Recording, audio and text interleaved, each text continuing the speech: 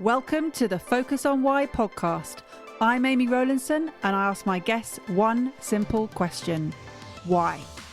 Focusing on the importance of why, I share with you the relatable, uplifting and inspiring conversations I have with people from all walks of life. This podcast will encourage you to focus on your why to enable and empower you to achieve the success you desire. Have a purpose, have a plan, focus on why. Today on Focus on Why, I am joined by the wonderful Catherine Morgan. Catherine, welcome to the show. Thank you so much, Amy. I know we were just saying beforehand that I remember when you launched this podcast, and just between the two of us, trying to correlate diaries of when to come on your show has been a job. So I'm so glad to be here today. Thank you so much for having me. Well, it's been an absolute pleasure. And I'm really, really thrilled to have you on the show because you were instrumental in those early days of me thinking, oh, what do I do? What podcast do I do? Because as one door closed, another has opened. And you were definitely a huge part of helping me shape the direction of which is now easily seen. You know, it's easy to see with hindsight, but at the time I was definitely in a bit of a fog. So thank you. Oh, you're welcome. So let's talk about you, because this episode is all about Catherine. And I want to ask you, what is it you're doing at the moment? Well, we've just moved countries. So right now we've just moved to a beautiful island of Jersey, which is a little island sandwiched in between the south coast of the UK and the north coast of France. And we used to live here many years ago. We moved out here in 2008, just before the kind of financial system collapsed.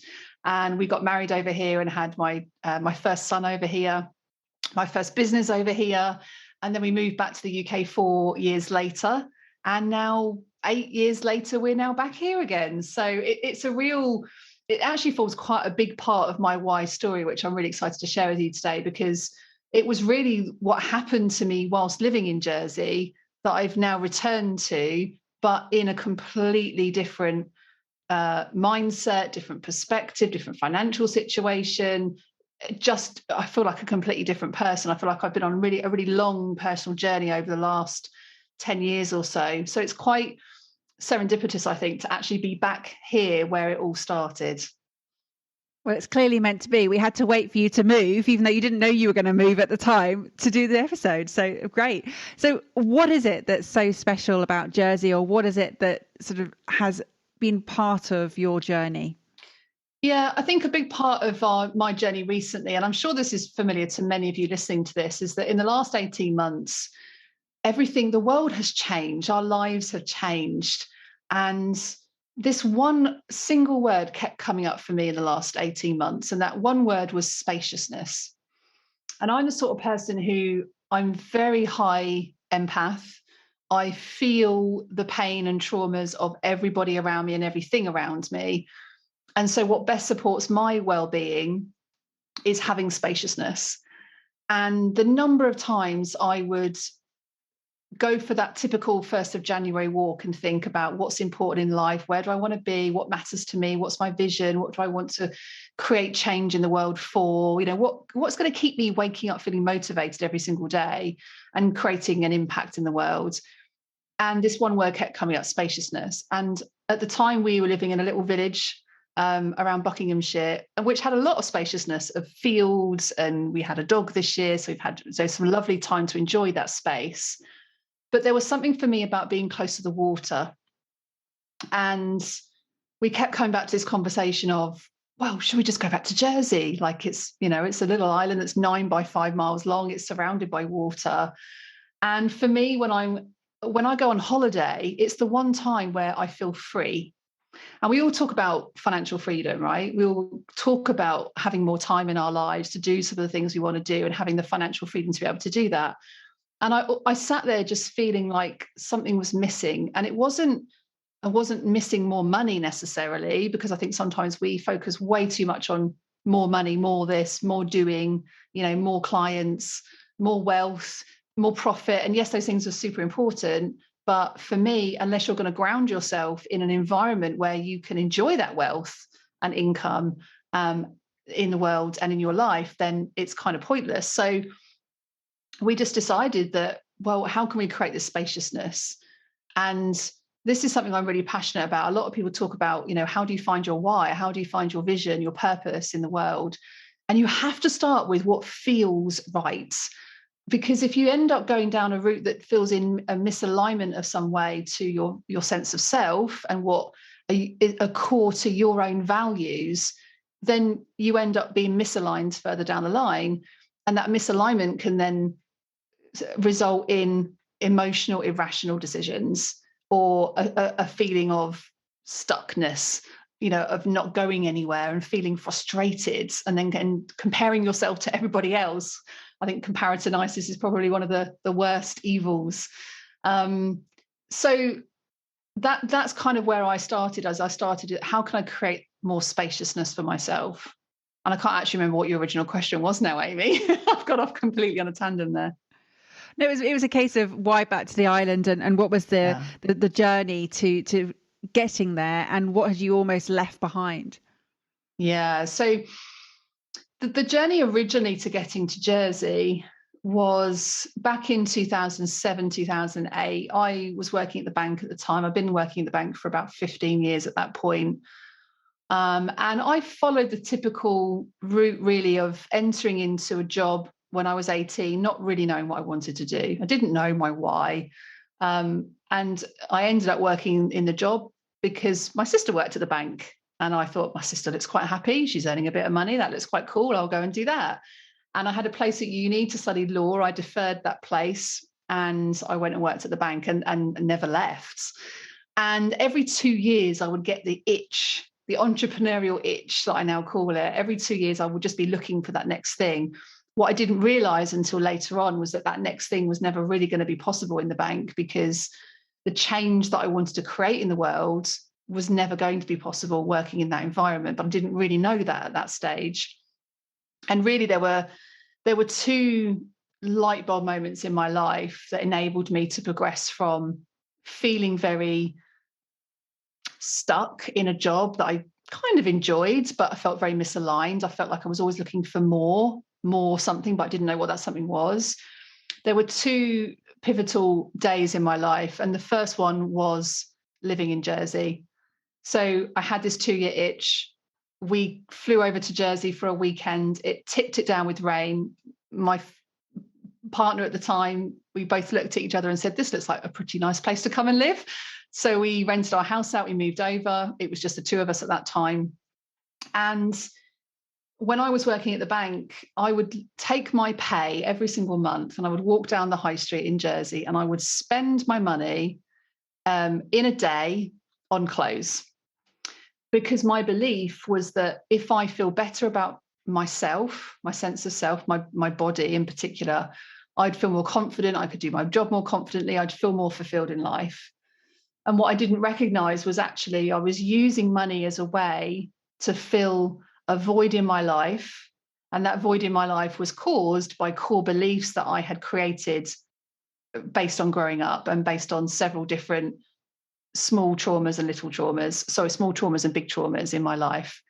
And so I would walk down the high street, I would spend my money, I would go into my overdraft, I would stick it on credit cards. And I lived in this huge amount of debt and shame cycle. And I see it all the time, even with, very successful 6-7 figure entrepreneurs. We end up living in this shame cycle. We end up living in a cycle of shouldingness, like you should be doing this with your money. And that really all just comes from consumerism, right? What we should be doing with money, how we should be growing our businesses, how we should be attracting clients. And so I end up in this shouldness for a long time. I always feel like I'm swearing when I say that. And what happened for me was that I walked into the coffee shop one morning in Jersey on my way to work, and in front of me was a leaflet. And on that leaflet was somebody promoting their services as a style image consultant. Let me come and weed out your wardrobe, show you what shapes to wear, what colors to wear, what makeups to wear. And I took it home that night and I said to Gareth, my partner at the time, I said, I'd love to have this done. Like, I'd love for someone to just come and give me some confidence. That was the first indicator there. I wanted someone to give me confidence. And we all know that no one can give us that confidence. It has to come from within. But I didn't know how to do that at that time. So this lady came over. She weeded out my 8 wardrobes of clothes that I had in this little cottage. And she left me that day sitting on my little red couch in Jersey in the winter. And I sat on that couch surrounded by about 14 bin bags worth of clothes. And I just cried my eyes out. And it was like suddenly someone had given me permission to get rid of all of the stuff I'd been hoarding in an attempt to feel better about myself, my sense of self, my self-worth. And it was like a light bulb moment. I then kind of acknowledged that, hold on a second. So my sense of self has nothing to do with how I look and how much money I have or don't have. And I always talk about the fact that really with money is about 3 things. It's about how comfortable we feel to receive, how comfortable we are to hold on to that wealth, and then how comfortable we are to give wealth away. And for me, I couldn't hold on to it. I just needed to get rid of it as quickly as possible because it felt shameful to keep hold of it. And a lot of you will recognize this if you're an entrepreneur, you may find it difficult to charge your worth or ask clients for money. That's bringing money in. Or you might have difficulties with holding on to it in the fact that you're constantly investing in your business, buying courses, programs, more programs, thinking that that's going to be the solution to you building your business. And we actually forget that lack of inner confidence is really where the success lies. And so I decided to train as an image consultant. I flew over this lady from the UK. She trained me as an image consultant, and I set up my first business. It was an image consultancy business working with women who just had children, because by that point I was then pregnant with my first child. And I had this little flat in Jersey, and I would have these little workshops in the corner of my lounge. And that then progressed into a second business, which was then selling products that I would cross-sell, if you like, to ladies that I was styling. So jewelry, scarves, fashion. That led to my second business, which I then went to sell on 5 years later, of building my own jewelry range and going to all the trade fairs and selecting all the stock and learning about minimum value orders and how to price and how to launch my website and take photographs of products and all of these skills that have really helped me to grow my business that I have now. But that one particular day when I was sitting on that red couch in Jersey just reminded me of how far now I've come, of now sitting on my couch and now having completely detached my sense of self to money. And that, I guess, was the first biggest light bulb moment I have of, this is what I now need to do. I need to go and create change for people who feel limited in creating that success for themselves because of the relationship that they have with money and the relationship that they have with themselves. Because really money, the relationship we have with money is the relationship we have with ourselves. It's like looking in a mirror. And the relationship we have with ourselves isn't just the relationship we have with money, it's the relationship we have with everything in our life. So it's not just money mindset that you're working with, it's essentially a sense of self-worth. Yeah, 100%. For many people, that sense of self-worth is in the I am statements. So when we hear ourselves say things like, I'm bad with money, I can't take risks, I can't be spontaneous, I made terrible financial decisions, it creates this cloud, if you like, of self-judgment, of shame and guilt, responsibility, judgment, all of the, I want to say negative emotions, but they're actually not negative emotions, because all emotions come to service in some way. But those emotions can create our behaviors to go into self-sabotaging behaviors. So for many people, they make decisions thinking that if I just do this with money, I'll be better. But what we don't do is look at, well, what's the cause of that behavior? How do we change the behavior? We change the behavior by going back to looking at the core emotions that we feel when we think about money and talk about money and manage money, and also the core beliefs that we've established with money, which have actually gone right back to that imprinting period, which is the age of between 0 and 6. That's when our core belief around money is formed. And there's actually lots of evidence to show it goes even further back than that through epigenetics and intergenerational wealth patterns. And we actually end up inheriting a whole bunch of trauma and guilt and shame and judgment from previous ancestors, which is a really separate, powerful conversation. But that's the stuff we have to work on first, because when we can understand what are our limiting beliefs, what is the relationship with money that we have formed as individuals with money, then we can start to change the behaviors by focusing on changing those core beliefs. And the way that we change core beliefs is not by changing what happens, because we can't change what's happened, but by changing the perception that we gave to that experience. Yeah, I'm with you here. And I've done a lot of work with timeline hypnosis and timeline therapy. And it really is such powerful ways of understanding what the root is. So let's take you back, and you had this sort of epiphany on your red sofa, and now you're back. I don't know if you've got a red sofa still, but it's pink now. There we go. Excellent. And it's a case of you were surrounded by those bags, and you said you were really tearful, but it was almost at that sort of sense of release. And being an empath now, or always have been, it's a case of you still carry with you emotions, and you said they serve us. How do you almost not detach yourself, but how do you work with people without getting so involved? So some people will sort of say, detach the emotion, make decisions from a place of logic, but that's the rational, conscious mind that's telling us that and sharing that information. We know that over 90% of our decisions that we make, particularly around money, come from the unconscious or the subconscious, you may have heard this referred to as. And really, if we're going to embrace that emotion, then it's important to first of all acknowledge that the emotion is there, and where does that come from?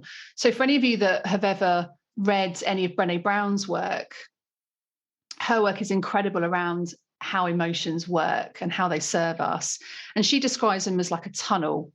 And what happens is if you try and block the tunnel or block the emotion, then it doesn't serve us, because actually what happens is that we know that emotion sits in the body. It's what causes stress around money. It's not money in itself that causes stress. It's the emotional reaction that our bodies have that causes the stress, that causes the arguments at home, that causes the time off work, the impact on our mental health, all of those kind of things. So the first thing to think about is, well, what is the emotion that you're feeling, and where do you feel it in your body? Because actually money, we have to look at money from a trauma lens, because money, we carry it very somatically through our body. And so for me, for example, if I get any kind of guilt or shame or ickiness or fear, all comes in through my throat.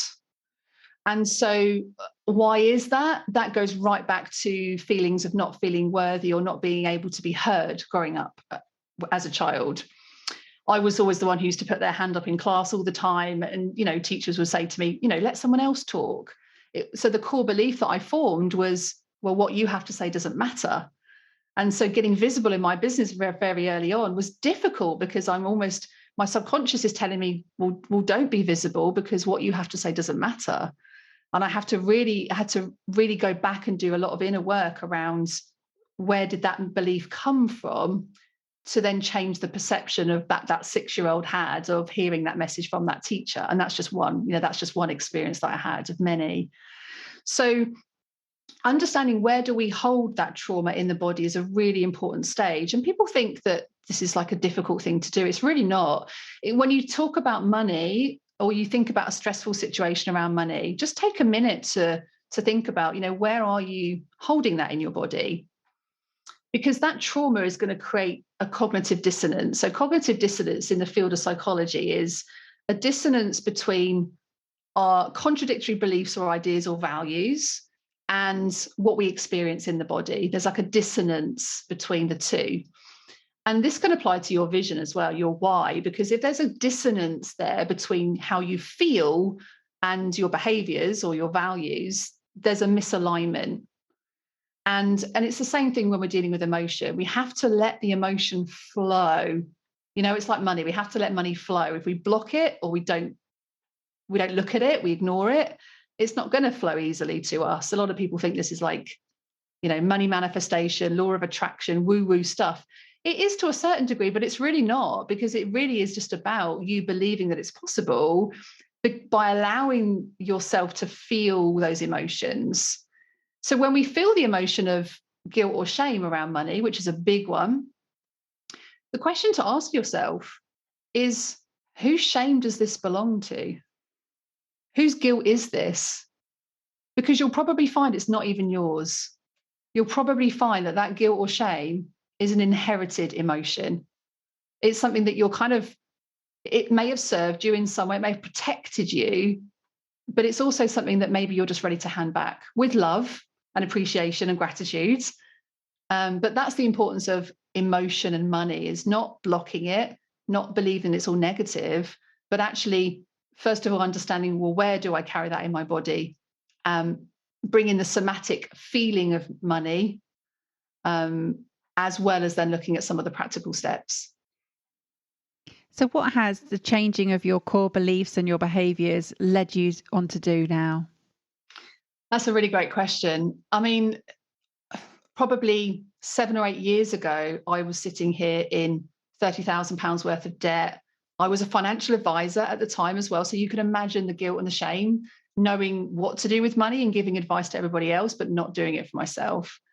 And consequently, the whole journey has enabled me to not only get myself in a much better financial position where I'm now running a multi-six-figure business, but also I know how I went through those changes and moved from a place of not feeling deserving of having wealth as a woman as well, and actually being able to help more women to have a better relationship with money so that they can step into wealth. Wealth for me, even the word wealth was like, oh, that's not for me. Like, rich people are greedy. Why would I want to create wealth in the world? So, even understanding the little messages that you heard growing up around money, which may have come from society, might have come from your parents, might have come from religious influences, may have come from personal experiences, may have come from lack of financial literacy, may have come from generational trauma. Bringing awareness to those different ways that we learn about our relationship with money can make the biggest difference. And it's the little things that can make this biggest difference. So now I sit here today, back in Jersey, on a pink couch rather than a red couch, but actually feeling worthy of being here, feeling worthy that actually what I have to share in the world does matter. What I have to say in the world will be heard. And going on then to create that tidal wave of change in my industry, in my financial services profession industry, so that we're not focusing on just the solutions, the product solutions, the pensions, the investments, quite frankly, the boring, bland stuff. We really want to be focusing on how do we change our beliefs, our patterns of behaviors, our negative self-worth, so that we can feel more deserving to bring wealth in, keep hold of it, and then grow it for ourselves and for the world. And it's interesting earlier that you said, Catherine, that you almost wanted to be like by the water, because you've just used the metaphor there of a tidal wave of change. So you're bringing it into your language as well as your environment. Yeah, absolutely. It is important because we all learn differently and we all have different different sensory participation. I'm very visual. So every morning I go for a walk on the beach. So I can literally live and breathe my why every single morning. It sets me up for the day. So I think the visual aspect for me is really important. If if you have a heightened sense of smell, even things like if you can't get to the sea right now, then, I would have a candle on my desk that smelt of the sea. I would be using words within my vision statements or within my core values that represented how I wanted to feel, but living it as if it's already happened. So that word spaciousness was in my values, was in my mission statement. Because even though I couldn't quite get to the sea until this year, it was still important that I start using that language, visualizing it, smelling it, seeing it, feeling it before I could actually create it. So share with us what your values, your vision, your mission, and your why. What are they? Oh my goodness, how long do we have? So this is interesting for me actually, because your vision is something that you'll never reach. It's like your North Star. What's going to guide you to make every decision that you make every single day? But it's something you'll never reach. It has to be limitless. It has to be spacious. It has to be vast and big and beyond the concept of even possibility. And then your mission is, how do you know that each mission or milestone that you're working on is helping you to come closer towards that vision? So I always imagine visually, my vision is sandwiched between two mountains in the distance that I'm never going to reach. And along the way, I'm on a road, or, I'm on a journey. And along that road are going to be road signs. And those road signs are my mission. And I might have 2 or 3 different missions, things that I want to do. And then I go back to, okay, so what are the values that I'm going to, every step that I take along that journey, those are my values. Those are the steps of the values. So, for example, my highest number one value is justice. Because I know that anything that is unjust in the world makes me light up. I'm like, right, I need to get on my soapbox and I need to go and make some change. Now, right now, for me, that injustice sits around trauma of money, financial abuse. It's things that are in my remit of expertise that make me mad. Like, a good question to ask yourself is, what makes you mad and what makes you really passionate? And bring those things into your values. Because many of our values that we live by are inherited values, aren't they? Like, do you ever see yourself like, oh, I'm just doing the same as what my dad did or my mum did? They're just inherited values. And sometimes they'll serve us. But as soon as I came up with this injustice, I was like, yes, that is exactly me. Even as a kid, if someone was being bullied, I would be the one who'd want to go over and help them. Why? Because it called to my sense of self, my sense of purpose, which was injustice. So that's one of my values, is how do I create steps every day in my business, in my life, that can move me closer towards helping to serve a vision that helps to reduce injustice in the world. And it's as simple as that for me. I step into my vision every day. I have my mission statement up on the wall so I can read it out every single day, but I read it as if I'm already doing it. Even there's things that I may not be doing right now, that because it's not possible, I communicate that to myself as if they're already happening, because that's the power really of stepping into that place of law of attraction, is that I'm talking as if it's already happened. So that, of course, my brain is then going to clip on to that sense of certainty, because the brain doesn't like uncertainty. As soon as you start creating a vision for yourself that's in the future, your brain isn't going to support you with that. You're setting yourself up for failure straight away, because the brain does not like uncertainty. That's why people say to 18-year-olds, like, go and invest into a pension. And they're like, yeah. And then most of us don't do it, because who knows what we're going to do when we're 65 years old? Because the brain doesn't like uncertainty. You've got to bring the future into the present day as if you're already living it. That creates certainty, and that helps you to reach your vision and your mission much quicker. So other than justice, or actually injustice more so, what else sort of keeps you on focus? Yeah, that's a good point there, Amy. You just said about justice, actually injustice. I always believe that you should state your vision in a positive rather than a negative. It's the whole kind of pain and pleasure theory. I'm much more motivated by the concept of creating pleasure than moving away from pain. And for most people, that's the best way to do it, because otherwise, moving away from pain is only short term. It's like sitting on a couch, isn't it, on a Sunday night saying, I'm going to lose 3 stone. The motivation is coming from a place of pain, not towards a place of sitting on the couch and thinking, I'm going to feel more confident in my suit, or something that's more towards pleasure.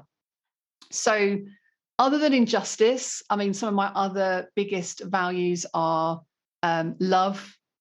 And love is a big one for me. And I know it sounds like an obvious one, but part of that for me is about collaboration. Like, I can't reach my vision without the support of other people, without a shared sense of direction with other incredible entrepreneurs. And I know that I don't want to build a business just by myself. I want to be well connected. I want to help other people to reach their missions as well and their vision. So collaboration also sits quite high up in my values list. amongst about 10 others. So what matters to you? What is the calling you've got now? What's the why? Right now, I feel called towards really expanding out that vision of reducing financial anxiety and trauma. So, and particularly for women, so that more women can step into a place of independence, not codependence around money. And that's more around my mission than my vision. But I feel that having that mission right now is going to lead me closer towards the overall vision in my life of creating that powerful change around injustice. And right now, I just see a huge amount of possibility where there are a lot of support for domestic violence. There's not a lot of support for financial abuse victims, current and past. And I somehow feel called to do something around that. I'm not quite sure what that is right now. And sometimes you don't actually have to have it figured out. You just have to have step one figured out, and the rest of it will just happen. So right now I'm kind of feeling called to go and speak to organisations in that space. Unfortunately, I was supposed to be going out to Necker Island this September to mastermind with Richard Branson and have a look at some of the work that the Branson trusts are doing with Virgin Unite around injustice, but that's been carboshed until next year with COVID. So yeah, really just looking at opportunities to help others to create more support for people who are in those situations. I just want to go back, Catherine, to the independence for women, because you're focusing on women and assisting women in their financial literacy. Why do you think that women are so dependent on others in the financial area? So specifically for women, the reason that we are largely codependent is for a couple of reasons. The first one is generational. We have as a gender for women been more codependent on men, and that's not necessarily a bad thing. That's just been the way that we have lived. I mean, it wasn't until the 1960s that we could actually even open our own bank account. So, it was the societal constraints that we faced as women that fueled that enabling relationship with money. You've also got challenges around things like, parents financially rescuing their children. It's a big challenge for a lot of adults now, is that if they did get into debt in the past, and particularly debts, parents would financially rescue them because, of course, you want to help your kids, and that's emotionally the right thing to do. But what it does is it creates a society of reliant, dependable people around money, and they don't take that responsibility for themselves. We then got layered on top of that the lack of financial literacy, gaps in knowledge, gaps in teaching us how to manage money at a young age. So we only really manage money based on how we think we should manage money, based on what our parents probably did or our caregivers growing up around money. So I think when it comes to creating more independence, not codependence, we have to remember that alongside all of those influences, women are living longer than men. We have a different life cycle to men. So we do need to be taking better care of our finances, but not just the day-to-day stuff. We need to be taking some more, I'm not sure what even the right word is here, but more responsibility, or even just awareness. It doesn't even need to be responsibility, but awareness of our finances and day-to-day banking, yes, but also things like investments and long-term planning needs. Because it's very, very likely that we are going to be left managing that wealth going forward, because we do live longer than men, generally speaking. So I think there's a number of things that are happening in society that are creating the need for that to happen, specifically for women. But I also think that there's a huge amount of generational trauma that we have to be conscious to, so that we feel okay to step into that place of wealth, to step into wealth as a woman, to not feel like it has to be the man that brings in the money. And for the men as well, to not feel threatened by that, because for most men, they will naturally feel threatened by that, because it's the whole hunter-gatherer mentality, isn't it? It's the Men are the providers, women are the caregivers. So it automatically, through our generational patterns and cultural beliefs, places these values on us as men and women. And I'm not a financial feminist. I'm not a big believer in women should do this and men should do this. There's no shoulding of anything. We just need to be more mindful and aware of how do we create more a better sense of responsibility and awareness around money so that we can make better decisions for ourselves. And it's fascinating because I really identify with being one of the women that you are talking about and have moved away from that position. So go back 5 years or so, and I recognized how ignorant I was in the financial literacy in that area of the finances in our home, in our long-term wealth. And it was in investing in myself and in learning more about what I could do to disrupt that, to change that.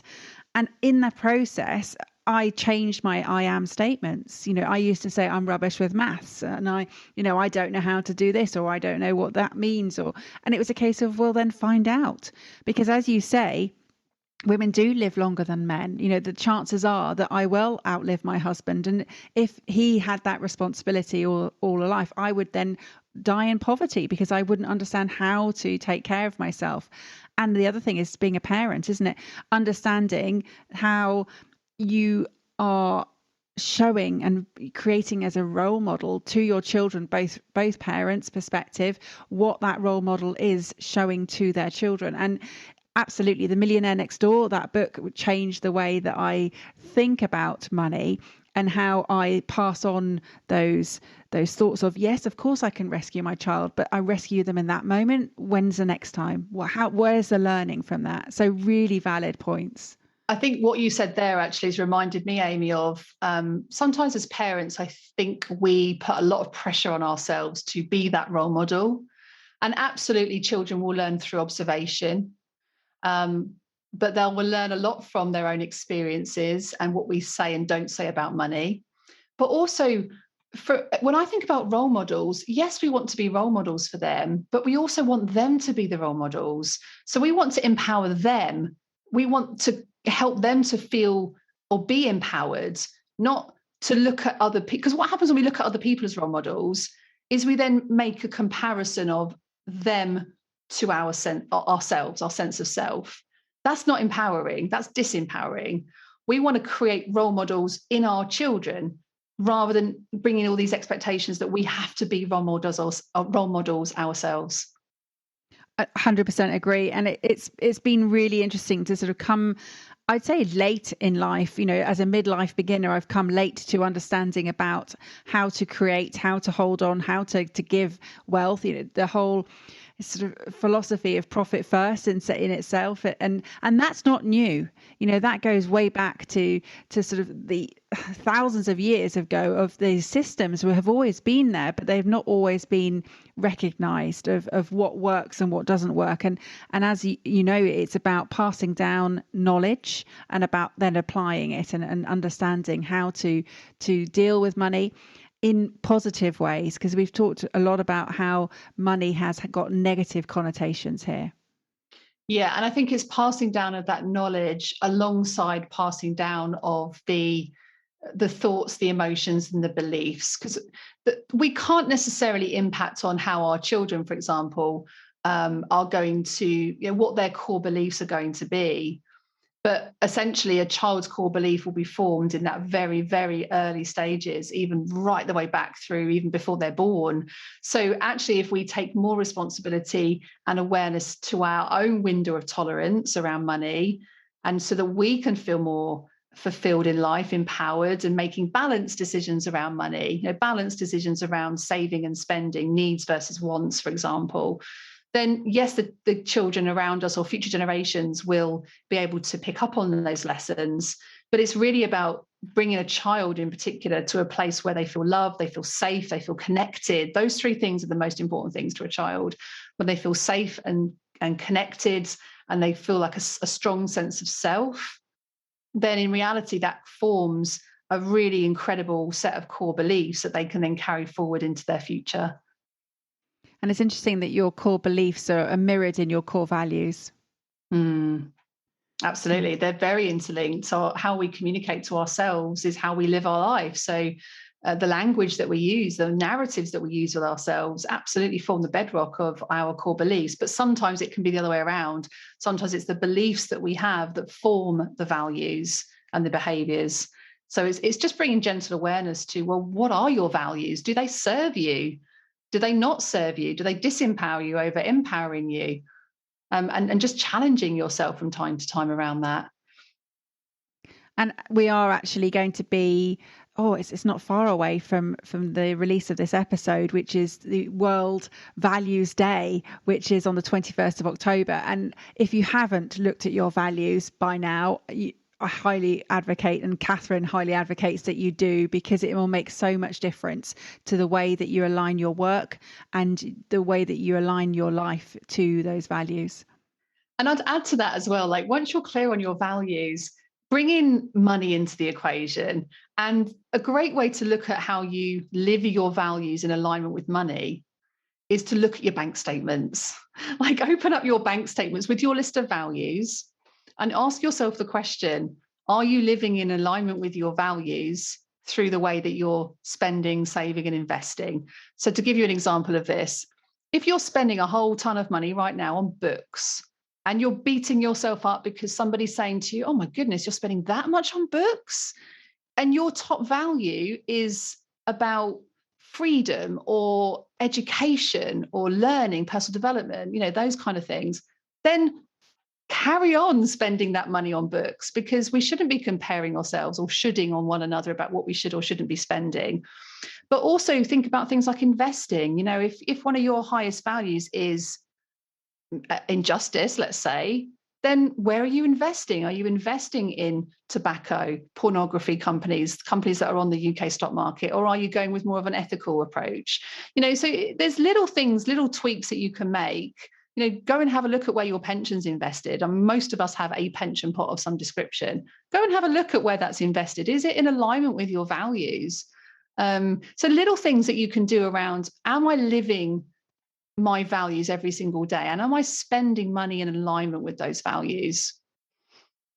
I love that. I'm going to be looking at my bank statement later, but I already know the answer. Yes, they are mostly on books. But that makes sense, because for me, it's a very important part of who I am, and acquiring knowledge is definitely in my top values in terms of brilliance and achievement, and what I want to make a difference, and how I want to accumulate that knowledge. So yeah, it will say lots of books.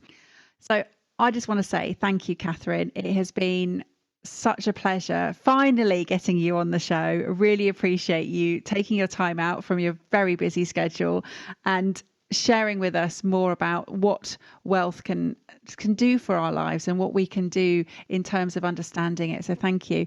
How will people get in contact with you? Oh, thank you so much, Amy. It's been an absolute pleasure today.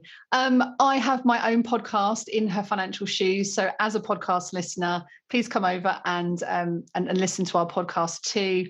But if you want some sort of immediate things that we can help you with, then if you just pop over to catherinemorgan.com, that's Catherine with a C, catherinemorgan.com/quiz. We can actually give you some guidance and some step-by-step things that you can start doing right away to actually help you through each one of those 3 stages, whether that's stepping into wealth and deserving more money, or whether it's holding on to it, or whether it's actually giving it.